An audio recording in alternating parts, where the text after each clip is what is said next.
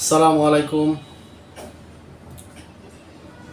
পরকীয়ার শাস্তি কি? পরকীয়া আমাদের দেশে একটি ব্যাধি হিসেবে কাজ করে, ব্যাধি হিসেবেই আমরা ধরে নিয়েছি।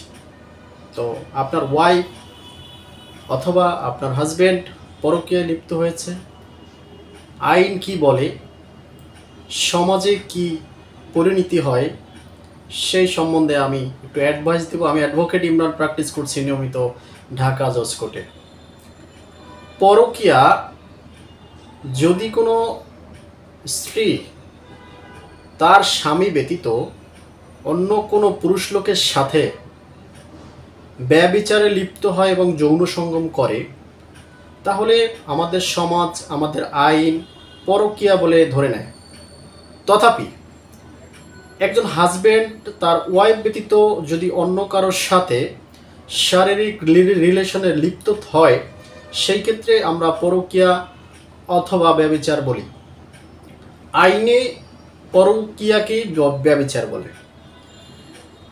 দণ্ডবিধি 1860 সালের 497 ধারায় স্পষ্টভাবে বলা হয়েছে যে কোনো ব্যক্তি যদি পরকীয়ায় লিপ্ত হয়, সেই ক্ষেত্রে অবশ্যই তাকে অনূর্ধ্ব 5 বছরের কারাদণ্ড, সশ্রম অথবা বিনাশ্রম, সেই সাথে অর্থদণ্ড প্রদান করতে পারে।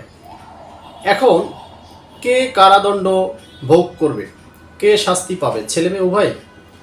অবশ্যই ছেলে মেয়ে উভয় শাস্তি পাবে না। একমাত্র পরকীয়ার শাস্তি পাবে ছেলে।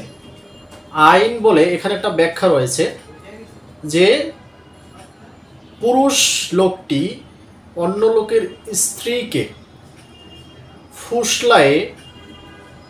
ফুসলায়ে নিয়ে ব্যবহার করে অথবা যৌন সঙ্গম করে। সেইটা হতে পারে প্রেমের ফাঁদে ফেলে, অন্য যে কোনো উপায়ে। এইখানে অনেকের ভিন্ন মতামত থাকে যে শুধুমাত্র ছেলে কেন এই শাস্তি পাবে, উভয়ই অপরাধ করেছে, রাইট। 1860 সালের আইনে মেয়েদেরকে এই দোষী থেকে পুরোপুরি নির্দোষ করে দেওয়া হয়েছে, তবে বর্তমান আইনে এটি অ্যামেন্ডমেন্ট হওয়া প্রয়োজন। তাহলে 1860 সালের আইন অনুযায়ী 497 ধারায় ব্যভিচারের সর্বোচ্চ শাস্তি 5 বছরের কারাদণ্ড, অর্থদণ্ড, উভয় দণ্ডে দণ্ডিত হবে কে? পুরুষ লোকটি।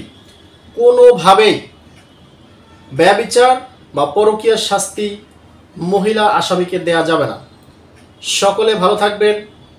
ভিডিওটি ভালো লাগলে বন্ধুদের মাঝে শেয়ার করতে পারেন। কমেন্টস করে পরবর্তী কি ভিডিও চাচ্ছেন সেইটি জানাতে পারেন। নেক্সট ভিডিও পর্যন্ত অপেক্ষা করুন। ভালো থাকুন, নিরাপদে থাকুন। আল্লাহ হাফেজ। আসসালামু আলাইকুম।